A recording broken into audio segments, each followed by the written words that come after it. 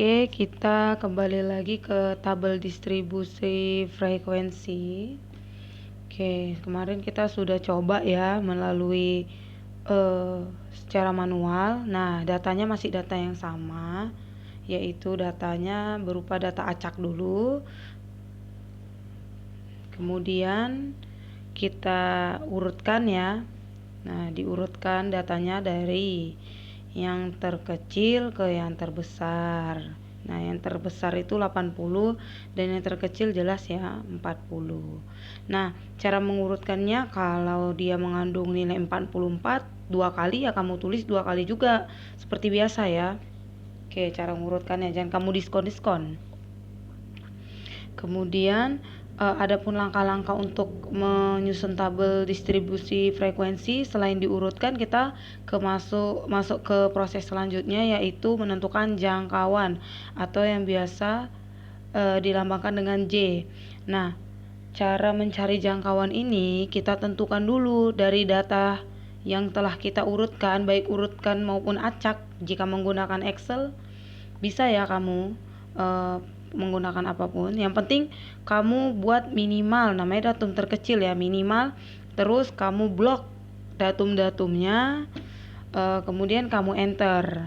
Oke, itu kita menggunakan data yang diurutkan. Nah, kalau data diacak bisa nggak ya ditentukan dia, namanya diacak ya, kita tes menggunakan Excel ini.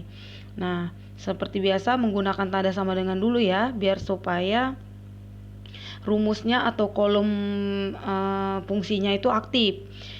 Kemudian namanya data terbesar tuh pasti maksimal. Kita blok ya data yang acak, kita buktikan bisa nggak dia mencari, namanya acak ya, kita bisa nggak mencari yang terbesar.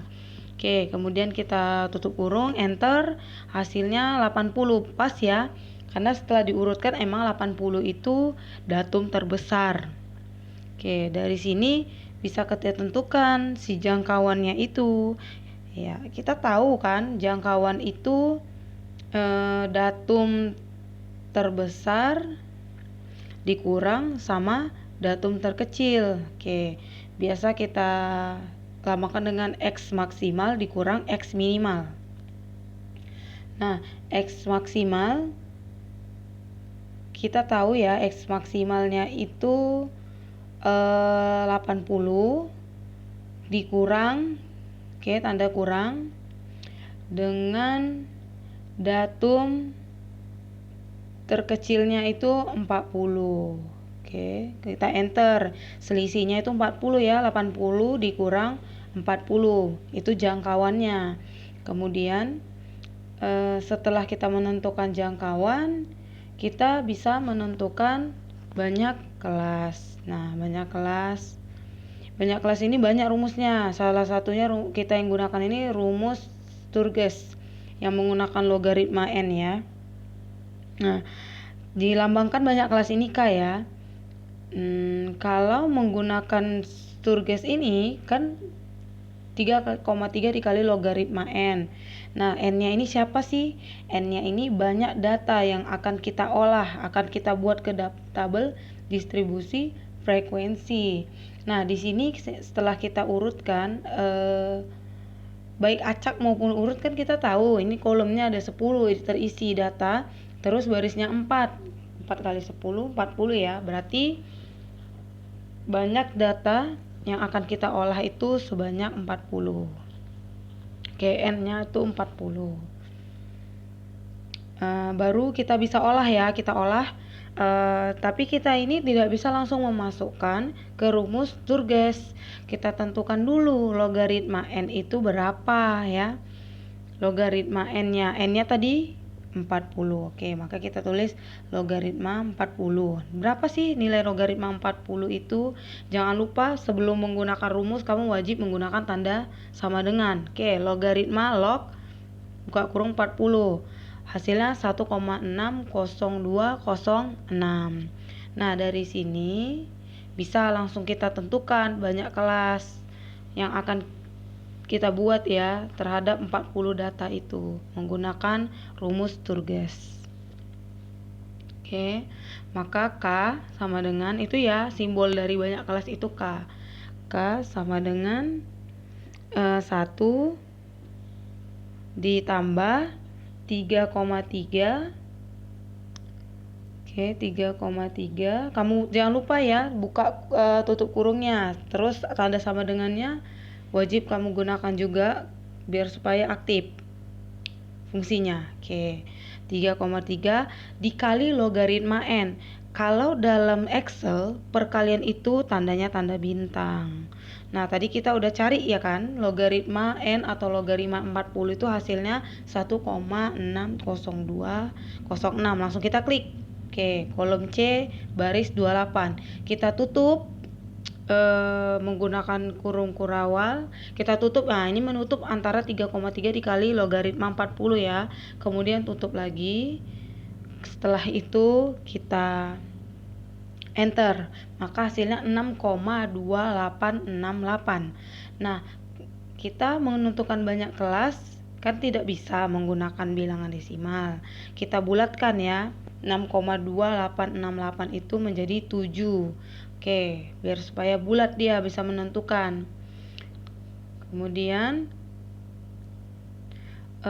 setelah kita menentukan banyak kelas jangkauan, kita tentukan juga panjang kelas ya. Nah, panjang kelas ini hubungannya itu jangkauan dibagi dengan banyak kelas. Nah, menentukan panjang kelasnya ini, panjang kelas ini berguna untuk ini ya.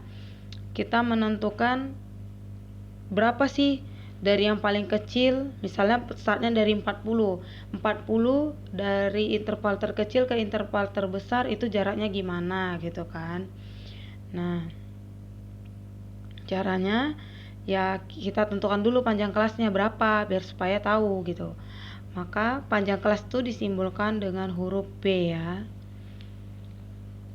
Maka P sama dengan J. J itu jangkauan. Jangan lupa tanda sama dengannya. Ya, jangkauan.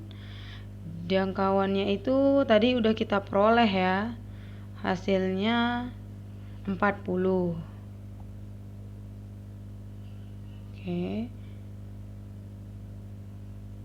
40 dibagi K. K itu banyak kelas. Tadi kita bulatkan jadi 7.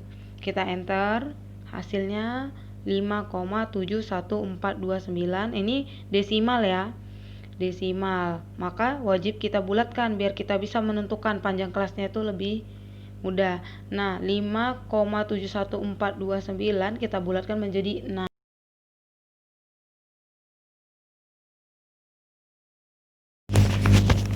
Oke, kembali lagi kita masuk ke tabel distribusi frekuensi. Setelah kita menentukan banyak kelas, jangkauan, dan panjang kelas, selanjutnya kita bisa menentukan batas bawah ya. Batas bawah itu data terkecil yang telah kita urutkan tadi, nilainya 40. Maka kita buat untuk kelas pertama, batas bawahnya itu 40. Kemudian batas atas itu rumusnya jangan lupa untuk mengaktifkan sel sama dengan ya, batas bawah ditambah dengan panjang kelas yaitu 6 ya. Kemudian jangan lupa kamu tekan F4 untuk mengunci rumusnya. Kemudian dikurang 1. Kenapa dikurang 1? Karena si 40 itu kita hitung ya. Kita hitung sebagai interval dari batas bawah ke batas atas. Oke, jadi hasilnya 45. Kemudian batas bawah kelas keduanya itu batas atas ditambah 1. Oke, kenapa seperti itu? Karena dia tidak bisa double perhitungannya, makanya sudah kena 45 lanjut ke 46. Oke, sama seperti batas atas kelas ke-1, kelas 1, maka batas atas kelas 2 juga seperti itu ya.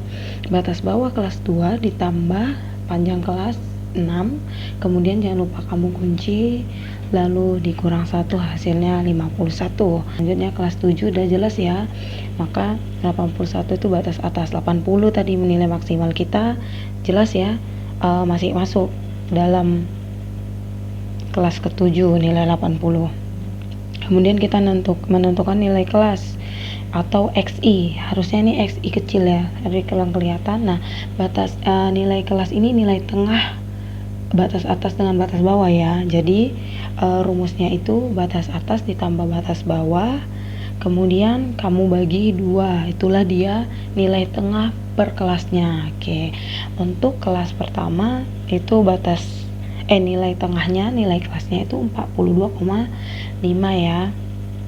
Nah, coba lihat ke kelas kedua, 51 tambah 46, kemudian dibagi 2 hasilnya 48,5. Nah, kalau seperti ini coba kita drag biar supaya lebih cepat ya, lebih mudah hasilnya dapat ya, pas. Kemudian inilah dia ciri dari data berkelompok, yaitu frekuensi yang paling kita ciri khaskan di data berkelompok ini ya. Nah, rumusnya pertama kamu drag dulu kotaknya kelas 1 sampai kelas 7, kemudian kamu klik fungsi yang ada di Excel, nanti keluar, kemudian kamu pilih statistikal, kemudian kamu pilih frekuensi. Nah, dia muncul data array. Data array itu apa sih?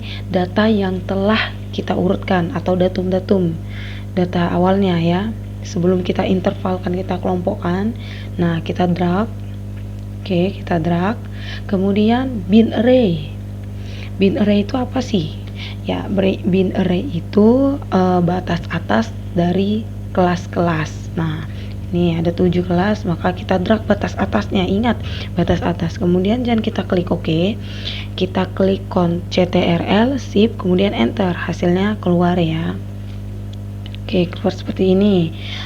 Cara melihat benar nggak hasil frekuensi kita ini dengan menggunakan Excel, kan terlalu cepat ya, nggak manual.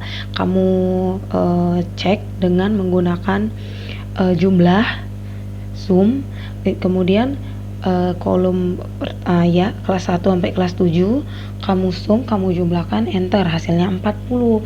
Nah, tadi data yang kita urutkan itu memang nilainya 40 kan, yang seperti saya bilang tadi, ke kolom 10 baris 4, maka 40 imbang ya, sama-sama 40. Maka kalau seperti ini frekuensi yang kita tentukan menggunakan Excel sudah tepat ya.